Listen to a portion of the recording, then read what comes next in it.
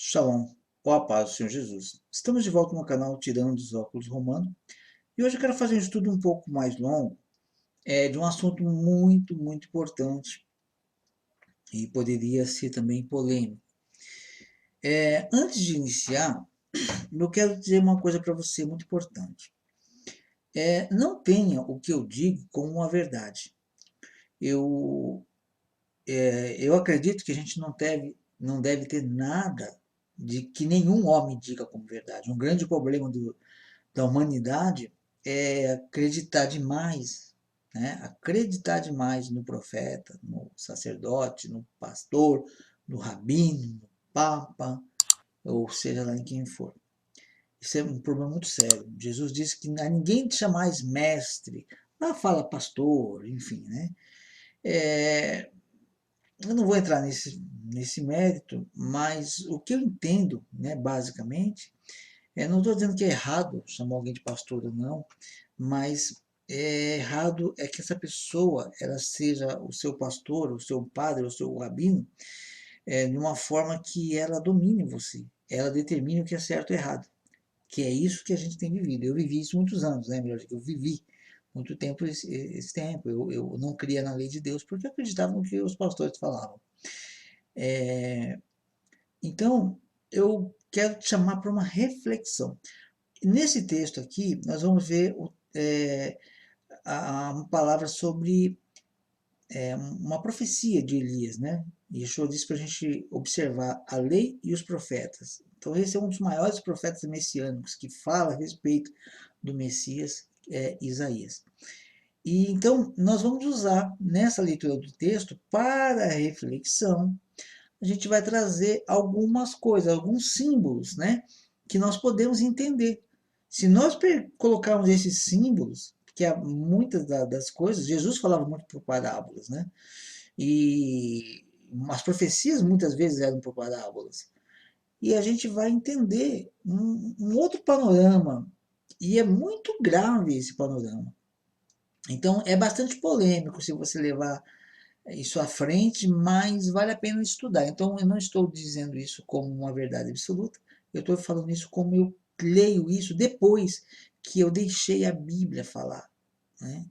Depois que eu deixei a Bíblia me ensinar. Enquanto eu li a Bíblia amarrado num, numa teologia, eu dependia da teologia. E aí eu não entendia nada. Hoje, graças a Deus, eu não estou amarrado a nenhuma organização. E graças a Deus eu tenho lido a Bíblia e tenho tido revelações maravilhosas. E eu quero compartilhar com você. E digo para você avaliar, analisar, orar e pedir sabedoria para Deus. E Deus vai dar a você as suas próprias revelações. Tá? Então eu vou falar um assunto muito sério aqui. Que, na minha opinião, está falando contra as religiões. O maior inimigo do homem, o maior inimigo que se opõe entre Deus e o homem, né, lógico, né, lutando em cima dos homens, né, é a religião. A religião é aquela que mais afasta a pessoa de Deus, infelizmente. É estranho falar isso, né? Mas é a religião. É a religião que não crê. A religião que não aceita Jesus. A religião que não aceita a Torá. O judeu não aceita Jesus por causa da religião. O cristão não aceita a Torá por causa da religião. Então nós vamos ver agora e vamos trazer alguns elementos proféticos, vamos trazer para a luz das escrituras ou para a luz da revelação dos símbolos proféticos que nós temos exemplos na Bíblia e vamos ver algo bastante interessante. Então vamos lá. Isaías capítulo 30. Aqui está assim, né? Isso aqui, essa epígrafe aqui, ela não está no texto original, tá? Mas ela faz um sentido, né? Ela dá ponta aqui o que contra a aliança com o Egito. Então diz assim: ai dos filhos rebeldes, diz o Senhor, que executam planos que não procedem de mim e fazem aliança sem a minha aprovação, para acrescentarem pecado sobre pecado. Então vamos, esse primeiro versículo aqui, vamos falar um pouquinho dele. Filhos rebeldes. Às vezes a pessoa tem esse costume de achar que o judeu não aceitou Jesus, ele é o filho de rebelde. Por isso eu digo para você que os não-judeus que não aceitam a Bíblia também são filhos rebeldes. Sim, não aceitam a Torá. Por que não aceitam a Torá? Rebeldia. Não, mas eu sou obediente ao ministério. Você pode ser obediente ao seu ministério, ao seu pastor, mas ao Deus da Bíblia não. Se você nega a lei, se você nega a lei, se você diz que o sábado de Deus já não existe, que para Deus não tem dia, todos os dias é iguais para Deus, se você diz que as festas de Deus já passou, que filhos rebeldes, é o que diz a palavra, não querem aprender de Deus. Então, aquele que age dessa forma está em rebeldia com a Bíblia, está em concordância com é a mesma coisa do judeu, que não crê em Jesus. É rebelde. Não crê em Yeshua. Por quê? É rebelde, rebeldia. Por quê? Porque a religião dele ensinou que é assim, assim, assim. A profecia, todas as profecias que passaram não importam. Por quê? Porque os rabinos lá disseram que Yeshua não era o Messias. E ficou. Daniel, um homem como Daniel, profetizou que o Messias viria ele entraria no segundo templo, ele entraria no templo durante a existência do segundo templo. O segundo templo foi destruído. Ao invés deles olharem e falar, pera um pouquinho, nós erramos, que o Messias já veio, porque o profeta profetizou que o Messias viria, o templo foi destruído, então ele já veio. Falaram que o profeta tinha se equivocado. O pecado do judeu e do não judeu é o mesmo. Rebeldia. Pois bem, então, quer dizer, ai dos filhos rebeldes. Ai dos filhos. Não está falando de pessoas estranhas, não. Está dos filhos. Ai dos filhos rebeldes, diz o Senhor, que executam planos que não procedem de mim e fazem aliança sem a minha aprovação. Ora, a aliança de Deus, nós temos várias alianças, mas as principais que nós conhecemos, a antiga aliança, os mandamentos, a lei de Deus, os mandamentos de Deus, melhor dizendo, a nova aliança, Yeshua vindo, cumprindo a lei sacrificial e ensinando a viver a Torá. Essas são alianças de Deus. Mas aí, os filhos rebeldes fazem outra aliança, sem aprovação de Deus. Fazem uma outra religião, sem aprovação de Deus. Fazem uma outra organização, constrói templos, constroem grandes basílicas, templos, mas sem aprovação de Deus. Porque estão construindo sem Yeshua, sem a Torá. E aí diz mais. Faz aliança sem minha aprovação, para acrescentar pecado sobre pecado. O que é pecado? Pecado é errar o alvo, né? Então, aquele que erra, não aceita Jesus, ele erra o alvo. Aquele que não aceita a Torá, erra o alvo também. Tá? Agora vem a parte interessante, que começa a ficar mais interessante. Que descem ao Egito sem me consultar, buscando refúgio em Faraó e abrigo à sombra do Egito. Mas o refúgio de Faraó se tornará em vergonha, e o abrigo na sombra do Egito em confusão. Isso aqui é bastante interessante pelo seguinte: o que representa o Egito? Jesus falou, observa, leia os profetas. Senhor, que farei para herdar a vida eterna? Leia os profetas. Leia os profetas, segue esse caminho. A lei ou os profetas vão salvar? Não. A graça vai salvar aqueles que estiverem no caminho com a lei e com os profetas. Quem está na lei e nos profetas está no caminho certo. E aí a graça de Deus poderá alcançá-lo. Agora, quem está em rebeldia, eu não sei se vai haver graça para rebelde. Aí eu já não sei. A Bíblia diz, ai dos filhos rebeldes. E agora fala assim, porque esses filhos descem ao Egito. Mas quem é o Egito hoje? O Egito foi um grande império, um grande poder, mas hoje não é nada. Nem, me parece que nem o povo lá agora já nem é mais egípcio, originalmente, né? É, é, enfim, o que que acontece? Por que essa profecia vem falar agora, né? Isaías, Isaías profetizou isso aqui muito depois. Eu não sei aqui a data, mas Isaías profetizou isso aí, eu creio que cerca de 1000 anos, mais ou menos, antes de Cristo. Então já tinha passado 1500 anos aí da existência da entrega da Torá. Mas eu estou chutando, tá? 700, 1000 anos. E Egito já não tem mais. Mas por que isso é importante para nós? Porque está aqui na nossa Bíblia.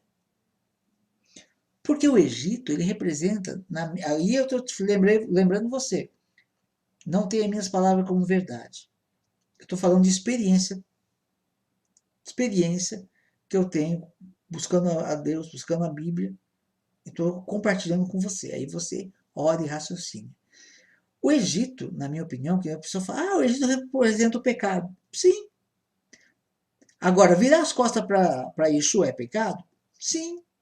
E virar as costas para a Torá, que é Yeshua, é o pecado? Sim. Então, o Egito, ele representa a religião como um todo. Os grandes impérios religiosos. Esse é o Egito. Que quando a pessoa, Deus quer tirar a pessoa do Egito, mas estava lá orando, isso, aquilo, outro, mas Deus quer tirar, Deus encontrou algo nela e te chamou, quer tirar do Egito, para vir servir o Deus verdadeiro. A religião, elas pode servir como um jambuzeiro, como disse Paulo, né? Existe uma estrada, e na estrada, o calor, a intensidão do calor é muito complicado. Aí no meio da estrada tem zambujeiros, árvores de beira de estrada que tem muitas folhas, mas não tem frutos. Mas ela serve para quê? Para aliviar o viajante, para dar sombra ao viajante. Então a religião ela serve para isso. Se a pessoa está desesperada, ela entra numa religião, ela é socorrida ali. Só que aí ela fica. Não, aqui tá bom, vou ficar por aqui mesmo. Mas pera um pouquinho, você estava numa viagem, você tinha um alvo, que é a vida eterna. Mas a pessoa ela se prende na religião, ela ama tanta religião, fala, não, vou ficar aqui mesmo. E ela não continua a caminhada para a vida eterna. Então isso é complicado. Quer se refugiar. É o que fala. É o que diz aqui, olha. Descem ao Egito sem me consultar, buscando refúgio em Faraó. O Faraó aí é o líder religioso das mais variadas denominações. Busca o refúgio, esse homem de o santo homem de Deus, esse aí é um homem de Deus, eu vou lá, ele vai orar e vai resolver meu problema. Eu vou lá, ele vai passar o suor dele na toalhinha, e aí eu vou passar o suor dele não sei aonde, e vai acontecer um milagre. Que desce ao Egito sem me consultar, não busca a Deus, não busca, aonde vai consultar Deus? Na Bíblia, meu irmão e minha irmã, na Bíblia, lê na Bíblia. Quer consultar, quer agradar a Deus, leia a Bíblia. Vou guardar o dia do Senhor. Então, lê na Bíblia qual que é o dia. Vê se está guardando o dia do Senhor tão rigorosamente aí o domingo. E na Bíblia é sábado. Mas eu estou no domingo, por quê? Porque eu estou na sombra do faraó. O faraó me falou que o dia do Senhor é domingo. E eu estou nessa sombra. Olha, eu estou até abençoado. Que buscando refúgio em faraó e abrigo à sombra do Egito. O Salmo 80 diz que Deus plantou uma figueira egípcia no mundo inteiro. E essa figueira egípcia, ela, com as suas folhagens, encobrem os cedros de Deus. A verdade de Deus é escondida pelas folhagens da figueira egípcia. E Jesus diz: eu sou a videira verdadeira. A figueira egípcia não é a figueira verdadeira. Tá? A videira egípcia não é a videira verdadeira. Então, ela esconde. Então, nós temos que entender isso. Ai do povo Ai dos filhos rebeldes, né? O versículo 2: que descem ao Egito sem me consultar, buscando refúgio em Faraó, no grande homem de Deus, né? Entre aspas. A sombra do Egito. Eu vou me sombrear aqui, eu me sinto paz quando eu estou aqui, sinto uma tranquilidade, sinto segurança. Mas o refúgio de Faraó se vos tornará em vergonha. E já está acontecendo, né? E o abrigo na sombra do Egito em confusão. Quer ver um abrigo na sombra do Egito confusa? Esses faraós fazem programa muitas vezes na televisão dizendo que cura todo mundo. Porque eles não vão dos hospitais e cura todo mundo. Não é meio confuso? É confuso. É confuso. Cadê? Cadê os grandes homens de Deus? Cadê os grandes faraós? Cadê a sombra? Confusão. Já está acontecendo, mas isso eu acho que é só o começo. Acho que vai ter mais confusão ainda. Versículo 4. Porque os príncipes de Judá, essa palavra Judá não está no original, tá? Certo? Vejo que para confundir a mente das pessoas, né? Porque os príncipes de Judá, né, já estão em Zoan, e os seus embaixadores já chegaram a Ranes. Todos se envergonharão de um povo que de nada lhes valerá, não servirá nem de ajuda nem de proveito, porém de vergonha e de opróbrio. Ok? Então veja só, os príncipes é aquilo que nós já falamos, né? Aliás, não falei aqui, eu acho, né? Acho que não, mas enfim. O povo do Egito, o povo que saiu do Egito, não entrou na Terra Prometida, a primeira geração, por quê? Porque acreditaram no que disseram seus líderes. Espiaram a terra, voltaram cheios de medo. E apavoraram as outras pessoas, e elas se rebelaram contra Deus, não entraram. E aqui, mais uma vez, os seus príncipes, quem são os príncipes? Né? São aqueles que são chegados do faraó, aqueles que estão mais aproximados, alinhados com ele. Eles já estão em Zoan, que já é uma terra lá do Egito.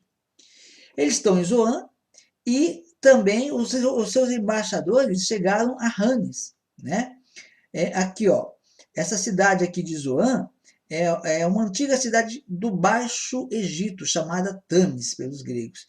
E os embaixadores chegaram a Ranes, que é uma outra cidade egípcia, olha aqui, Táfnis, uma cidade fortificada na fronteira oriental, um lugar no Baixo Egito. Então, os primeiros a chegar nas terras do Egito são os líderes. Eles já estão lá. Só que a Bíblia está dizendo que eles vão se envergonhar de um povo que de nada lhes valerá. Eles estão conduzindo um povo, ao invés de conduzir o povo para Jerusalém, que é de onde vem a Torá, conduzem o povo para o Egito espiritual, muitas das vezes a Roma ou qualquer outra localidade, né? Tem outras, cada religião puxa, o seu faraó puxa para o seu interesse, e levam aquele povo, conduzem uma grande massa, mas aqui está dizendo que essa massa sairá de vergonha no dia. Quando chegar o dia, essa massa de povo será vergonha. Está dizendo aqui, ó, porque os príncipes de Joá já estão em Zoan, e os seus embaixadores já chegaram a Ranes. O embaixador é aquele que está ali, né, que está fazendo negociação para você voltar para a sua terra. E a terra de Deus é Jerusalém. A Bíblia diz que os salvos estarão em Jerusalém, no Monte Sião, aonde vão estar os salvos. Mas aqui, os embaixadores já estão no Egito, esperando lá o povo chegar. É aqui a nossa... É aqui. Esse é o lugar. E esse povo, olha que grande povo eu construí.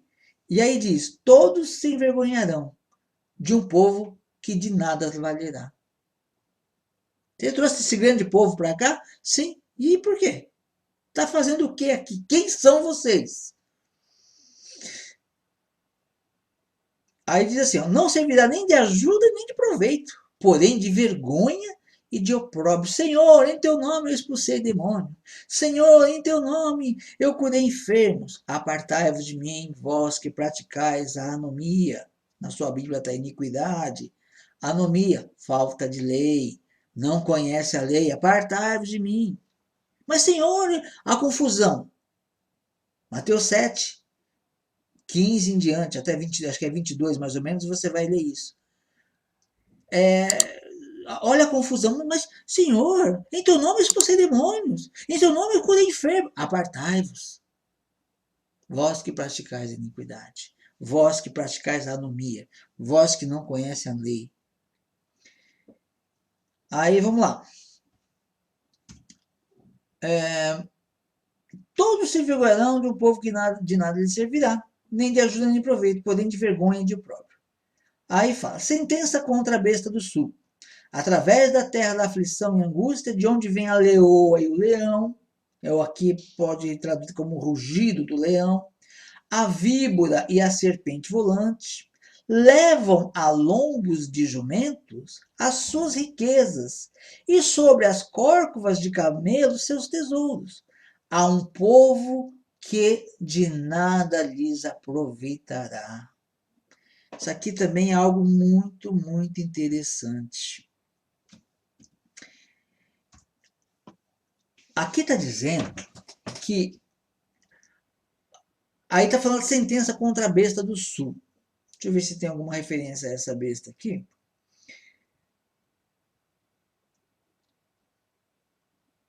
Bemar. Uma besta do sul. Eu, sinceramente, não sei essa questão aqui. Está falando da terra do Negueb.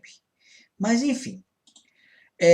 Aí ele diz assim, a palavra diz assim, que é a sentença contra a besta do sul. Da onde vem a leoa e o leão? Na Bíblia hebraica, ela está como... nas palavras originais aqui, está como o rugido do leão. O que quer dizer o rugido do leão? O leão é o que tem autoridade.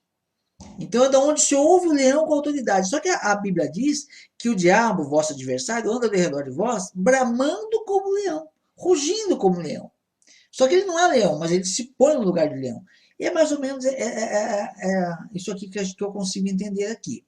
Aí diz assim, ó. Então, de onde vem o rugido do leão, vem essa autoridade, a víbora e a serpente volante, né? A víbora, aquele que mata, aquela que é inimiga do povo de Deus, que ataca o seu calcanhar, lá de Adão e Eva, que foi dito isso, né? Aí diz assim, levam a lombos de jumento as suas riquezas. Então, veja só, então, você imagina ali, está falando num contexto aqui bem arcaico, né? Então, as pessoas fazendo uma viagem, levando no lombo dos jumentos riquezas, e também sobre as córcovas dos camelos, os tesouros.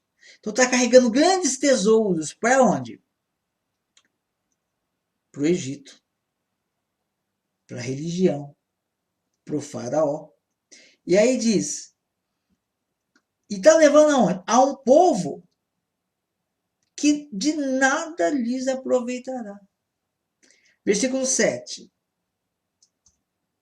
Pois quanto ao Egito, vão inútil é o seu auxílio. Por isso eu lhe chamei gabarola que nada faz. Isso aqui é muito interessante pelo seguinte, se a igreja observasse a lei de Deus, os mandamentos de Deus, os princípios de Deus, o que ela entenderia?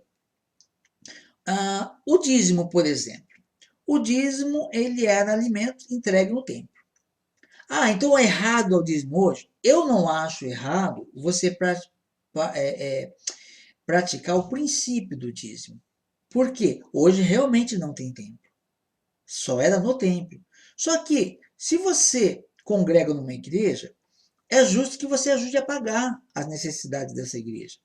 Porém, essa igreja tem uma responsabilidade com os necessitados à sua volta. Então, se o seu dízimo, se você vê a sua igreja promovendo comida para necessitado, provendo um albergue para o necessitado, uma forma de ajuda constante, não uma vez, e com recursos que entram, não, traz aqui que eu vou distribuir, não, é com o que entra. Pode trazer? Pode, mas o que entra é primordial nisso. Aí está levando para o povo. Então, se a pessoa observar a lei de Deus, ela vai usar, ela não vai construir, ela não vai querer construir uma rede de igrejas como fosse uma rede de fast food. Um pastor local vai se encarregar da sua comunidade próxima e vai cuidar dos necessitados próximos. Então, cada um no seu quadrado, ali trabalhando e fazendo melhor, e espelhando. Outra fala, o pastor está fazendo assim, vou fazer também na minha comunidade, vou fazer lá. E assim todo mundo fazer. E todo mundo, não haveria gente passando fome. Aí, os recursos que entram para a obra estariam realmente tendo uma vantagem. Mas aqui não, quando fala assim, não, vamos crescer, vamos fazer um grande tempo, vamos comprar avião, vamos comprar jato, fazenda, helicóptero, carro importado, vamos ficar milionários. E aí o que, que acontece? É o que diz aqui, ó, que eu entendo aqui. Levam a lombos de jumento as suas riquezas e sobre a córcovas do camelo os seus tesouros. Há um povo que de nada lhe aproveitará. O povo, você é dizimista, você passa 20 anos dizimando, e quando você partir de 30 anos, 50 anos dizimando, a vida inteira dizimando, e quando a sua vida termina, você descobre no mundo espiritual que nunca foi um grão de arroz para ninguém. A sua vida inteira, para a comunidade, para o necessitado, não valeu nada. Estou fazendo uma suposição, é óbvio. Já pensou nisso? Mas eu dizimei, Senhor. Você dizimou, você observou se o seu dízimo estava sendo usado da forma certa ou se estava engordando o lobo? Não, eu já vi falar muito disso. Eu entrego o dízimo, pastor, problema dele. É? Então pega a prestação da sua casa própria, a prestação do seu carro, ou o seu salário que você for depositar no banco, pega alguém que vai passando na rua e fala, olha, por favor, você vai passar no banco? Deposita isso para mim. Faz isso. Ninguém faz isso. Por quê? Porque o meu dinheiro vão roubar. O seu dinheiro não pode roubar. Mas do necessitado pode. Do necessitado deixa lá o pastor, é o problema dele. Tem pastor sério, mas tem um monte de canalha. Hoje mesmo fiquei sabendo que tem um rapazinho aí que ele rouba a empresa dele direto, um dos maiores ladrões da empresa, mas está fazendo um curso de pastor. Ele tentou ser vereador, não conseguiu, está fazendo um curso de pastor agora e está roubando a empresa. Daqui a pouco tá com uma igreja cheia. Não tem lei. A lei tem. O que está faltando é quem queira obedecer à lei de Deus. Vamos lá.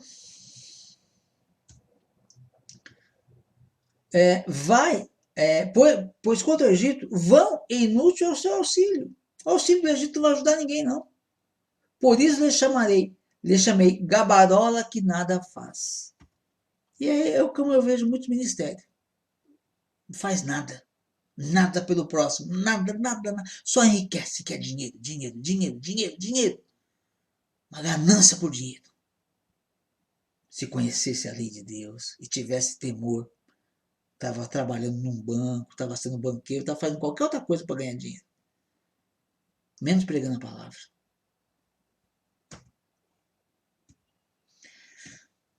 Versículo 8. Vai, pois, escreve isso numa tabuinha perante eles. Escreve num livro, para que fique registrado para os dias vindouros. Escreve no livro, para que fique registrado nos dias vindouros. Nós fazemos parte desse dia vindouro, não é? Está no livro, não está? Está aqui. Estamos lendo um aviso. Para sempre e perpetuamente. Porque povo rebelde é este? Filhos mentirosos, filhos que não querem ouvir a lei do Senhor. Esse aqui é o terrível. Porque povo rebelde é este, filhos mentirosos, filhos que não querem ouvir a lei do Senhor. Conhece algum filho de Deus que não quer ouvir a lei de Deus, que não quer aprender a lei de Deus, que não quer praticar a lei de Deus? E aí a coisa complica um pouquinho agora. Eles dizem aos videntes, uma coisa importante aqui, deixa eu explicar para você. Esse termo vidente aqui não é o vidente que a gente conhece aqui, que é né, essas pessoas aí, uns enrolão, ou até mesmo alguém que mexe com ocultismo, não.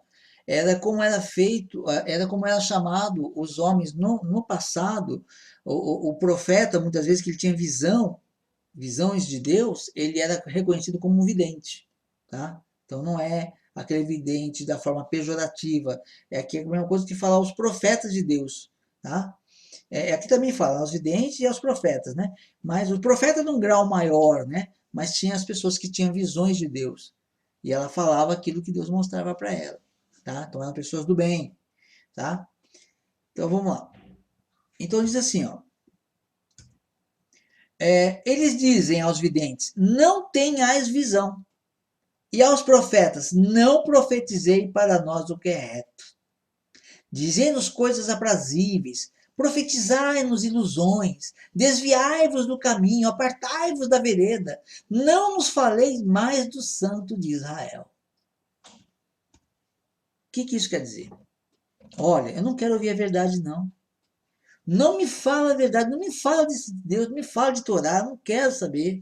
Eu estou bem com a minha religião, estou bem com o meu faraó. Meu faraó, olha, eu amo meu faraó, eu amo a esposa do faraó, os filhinhos do faraó, então nem se fala.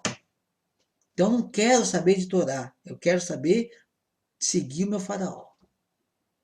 Não fala do santo de Israel, não fala da Torá, não fala, não quero ouvir. É assim que as pessoas têm agido.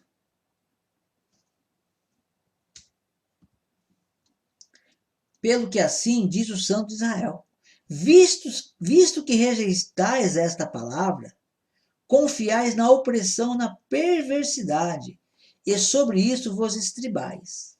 Portanto, esta maldade vos será como a brecha de um muro alto, que formando uma barriga está prestes a cair, e cuja queda vem de repente, no momento. O Senhor o quebrará como se quebra o vaso do oleiro, despedaçando-o sem lhe poupar nada. Não se achará entre os seus cacos um que sirva para tomar fogo da lareira ou tirar água da poça. Ou da poça, né?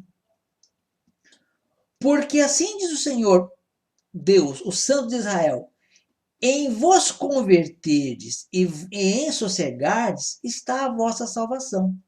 Na tranquilidade, na confiança, a vossa força. Mas não o quisestes. Aqui é fantástico isso aqui. É fantástico essa passagem. É muito interessante. Porque ele fala, olha o que Deus diz. Olha o que Deus diz. O povo está aí levando as suas riquezas, né, os seus dízimos, as suas ofertas, os seus votos para ficar rico, e leva tudo lá para o Egito, para o faraó, e o faraó vai engordando, engordando, engordando, e o necessitado passando fome, e aí não tem um albergue, não tem um lugar para a pessoa comer o necessitado. Quando está chovendo, aí o dinheiro do dízimo às vezes é usado, né?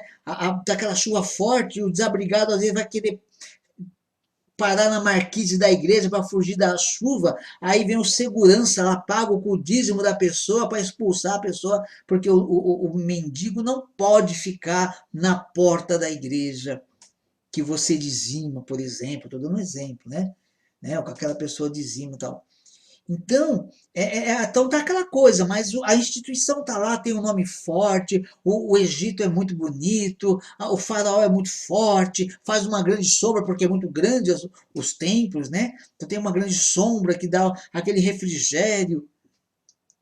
E tudo isso vai acontecendo. E aí a pessoa quer prosperidade, quer conquistar, quer. E aí Deus ele fala onde está a solução da vida dela. Tudo que ela busca e não tem encontrado. Olha só, porque assim diz o Senhor, Deus, o Santo de Israel, em vos converterdes e em sossegardes está a vossa salvação. O que é isso? Esse converter é uma outra palavra que eu acho que foi mal complicada, foi, foi feita com a tradução, na minha opinião, parece, dá a impressão que foi feita mesmo para te confundir. Porque aqui, deixa eu ver até a palavra que está aqui.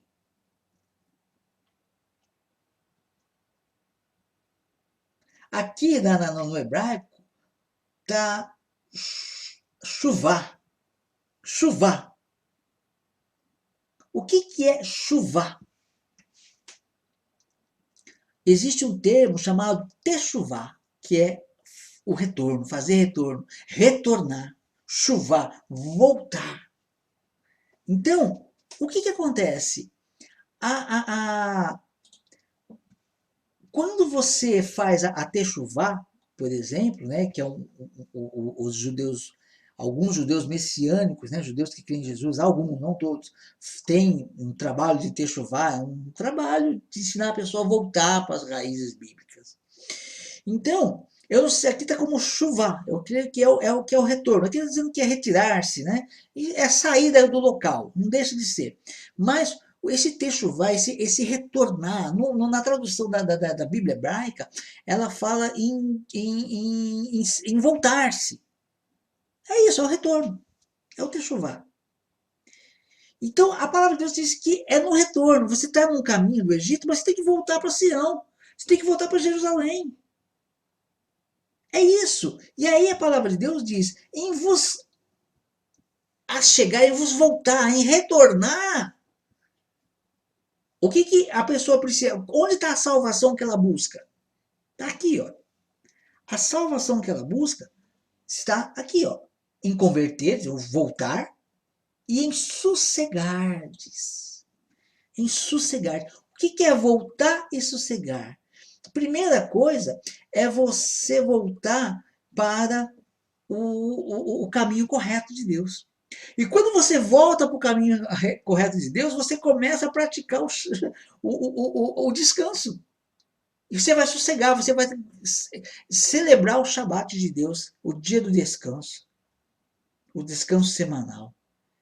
É isso, é nisso que está a salvação do povo. Sai do Egito, sai, como diz lá em Apocalipse, sai dela, povo meu.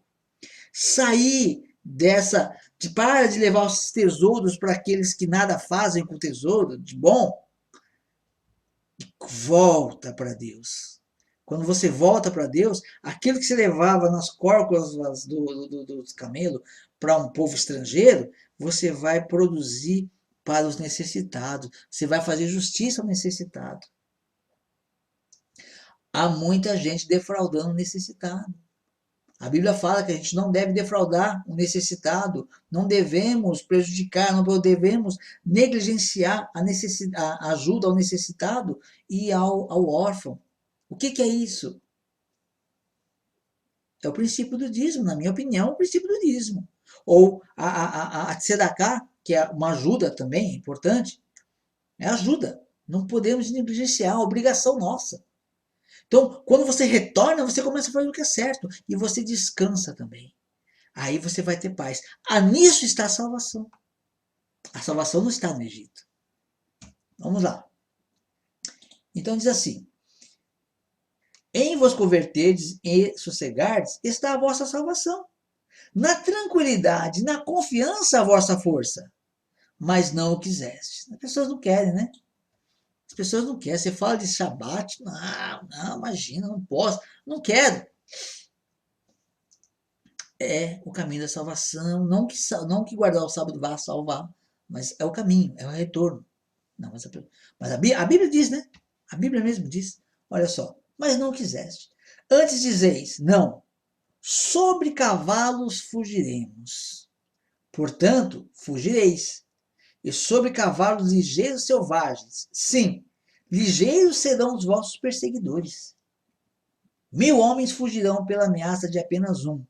Pela matança de 5, todos vós fugireis, até que sejais, até que sejais deixados com o mastro do cimo do monte e como o estandarte do outeiro. Então veja aqui, isso aqui também é bastante importante. Que aí eu vou trazer de novo a questão da profecia. Da mesma forma que Egito, na minha opinião, simboliza o pecado e as religiões que não creem em Jesus ou não creem na Torá, esse fugir sobre o cavalo, quem saiu da terra sobre cavalos? Você lembra? Quem foi tirado da terra sobre cavalos? Cavalos de fogo?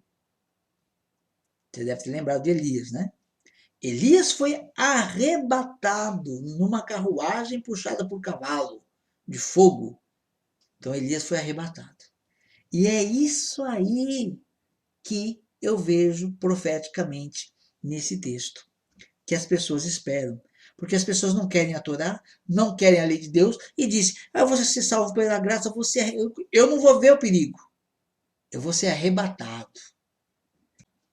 Então ela diz, fugiremos a cavalo. Ou seja, não vou passar por nada do que você está falando, não vou passar por essa tribulação, não. Eu vou ser arrebatado, como Elias foi arrebatado. Será? E aí diz aqui.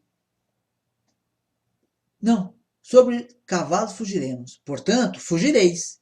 E sobre cavalos ligeiros cavalgaremos. Sim, ligeiros serão os vossos perseguidores. E aí diz, 1000 fugirão pela ameaça de apenas um.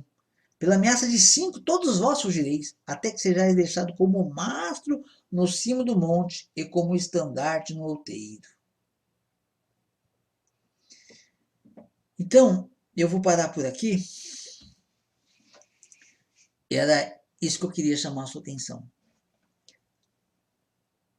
Ai dos filhos rebeldes, que não querem a lei do Senhor. Filhos mentirosos, que não querem a lei do Senhor. Observe a lei de Deus. Creia, porque Deus, ele é perfeito. A lei de Deus é perfeita. Ele fez a lei de Deus para os seus filhos observarem. Seja filho de Deus, mas não seja um filho mentiroso. Ame ao Senhor, ame o que Ele faz. Eu vejo as pessoas que dizem que amam jogadores de futebol, artistas, e elas fazem cada coisa, e compra isso, e compra aquilo. E as pessoas que amam a Deus? Ah, eu amo a Deus, mas não faço nada do que a Bíblia diz. Mas por quê? Se você ama a Deus, olha aqui, ó. As festas de Deus. Não, mas na minha igreja não tem essas festas. Eu não vou fazer isso sozinho. Não, eu tô com a turma. Aí ela vai com a turma. Oh, mas o sábado do Senhor não, mas lá só tem domingo. Você ama a Deus? Cuidado com o faraó. O faraó não quer que ninguém sirva a Deus. Deus te abençoe, em nome de Yeshua HaMashiach.